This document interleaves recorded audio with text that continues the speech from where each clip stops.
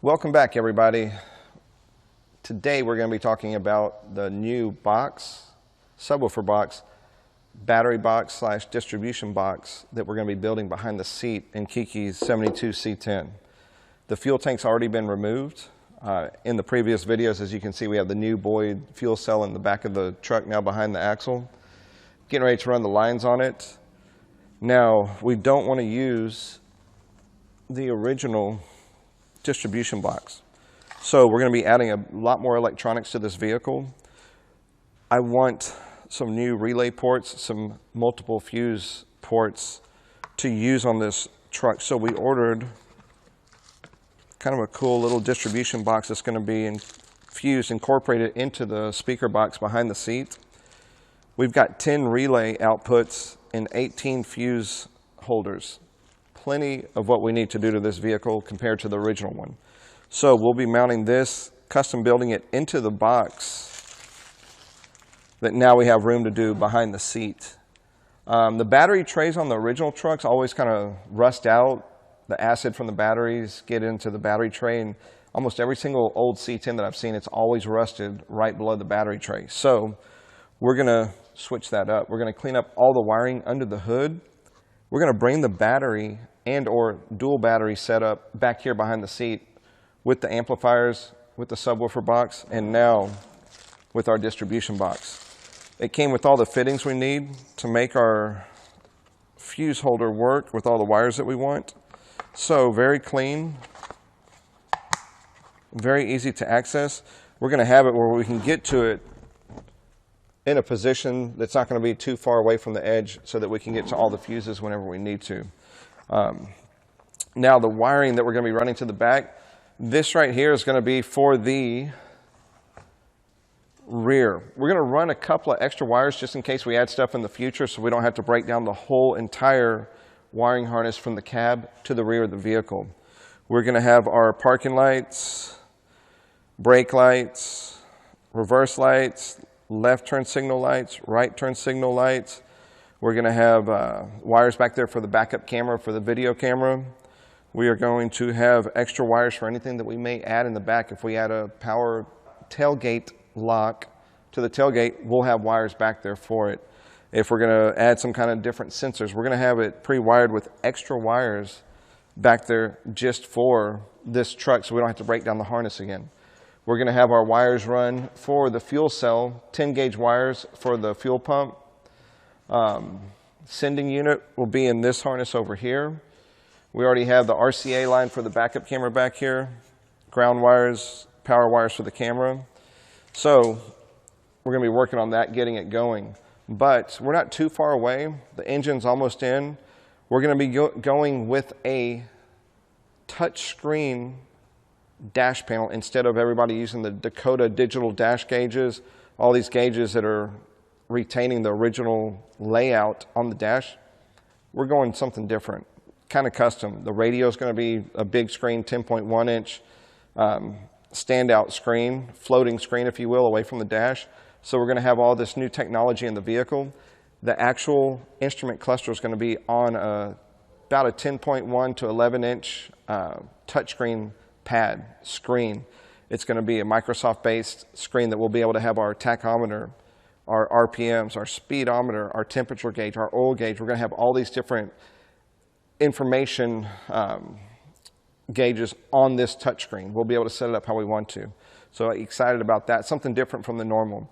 Outside's going to look old school, and when you get into the inside of this truck, it's going to be all retrofitted, all updated, all current technology, current engine, 6.0 LS. It's going to be pretty cool, so we're excited about it. It's going to have the power door locks, proximity sensor, remote start. From the remote, we'll be able to start it like a new car from far away, so kind of excited about it.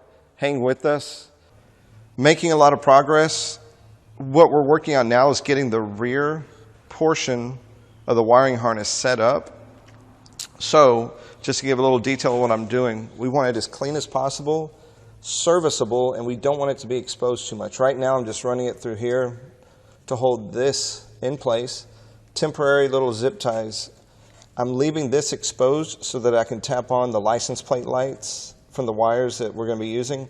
Also, I'm running quite a few extra wires into the back of the vehicle right now just for future upgrades, future technology. We will be having the backup camera that is already in here right now. The backup camera setup will be the RCA line, the power cable. All this will be set up already, but I'm going to run some extra wires just in case. I'm leaving a little bit of these areas exposed. Once we get the tail lights in, make sure everything's working, then we'll clean everything up, button this stuff up, clean up all the exposed wires. Getting ready to wire in the fuel pump and the sending unit. So what we're going to do is actually use a heat shrink and solder setup. We're not just going to use butt connectors. We want to try and do much soldering as possible on this vehicle, all new wiring. But we're going to go with thicker gauge wire for the fuel pump, 10 gauge for the power feed and for the ground feed. Now we have some pre-existing ground point locations to the frame via our new mounts for the fuel cell. We have 3 bolts on each side of the fuel cell. Instead of drilling new holes into the frame's turning out pretty good. We're going to use pre-existing ground points down here on the bottom, so it is serviceable. We're going to use some nice loom and some of the nicer European style electrical tape, which mimics the loom, but we have some different gauge loom over here we're going to use for the wires. Clean it up, make it look nicer, use it where we can. Clean up all the ends with this nicer loom. And then what we're going to do, get everything kind of laid out. We're laying out the power wire, the hot lead for the fuel pump. We're going to clean this up, make this a black wire, and we'll use this for the ground. The ground wire is going to come right over here under the frame and use the bolts. It's hard to see, but once the bed's on, we need it serviceable. So I'm going to mount it from the bottom if we need to get to it to do any kind of wiring test, continuity test, making sure the ground's clean. We're going to come right up to this bolt right here. Then we do have this still exposed. I'm going to come in once we get the fuel cabling routed properly. We're going to come in and clean all this up. Now, all this wire, it looks like a lot, but it's not too bad once you know where it's going. And we're going to make a new diagram, print it up real nice for this vehicle, so it'll be like a new service book just for this vehicle with all the upgrades. Every single wire color will be documented. The new fuse box, let me grab it. All these wires will be going into the cab through a factory, pre-drilled from the factory hole where the old gas tank used to go through. There's 2 big circles we can use, put some new grommets in there. All these wires are going to be going to the distribution block, which is going to be built into the subwoofer box, the amp box, and the new battery box. This will be built in. All these wires will be going to it. Every single circuit on the vehicle will be labeled, documented, and fused, circuit protected through our new distribution box. This was like $30 off Amazon, so not too expensive. We had some Maserati boxes just from some jobs that we work on with our day job, and they didn't really fit what we wanted to do, and they didn't have any of the single pole double throw relay options, so this will work for us perfect. All the connectors are here. We will get this built into the box we're building from behind the seat, and all these wires will be going to it, and they'll be protected. So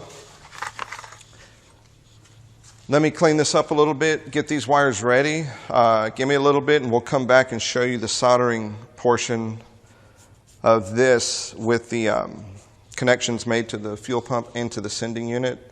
We'll be grounding these wires, ground pole, ground for the pump, ground for the sending unit, and then we'll get the wires ready for the cleanup and get it all nice looking and show you this part here in just a little bit. So hit the like button, subscribe. We'll see you in a little bit. Bye.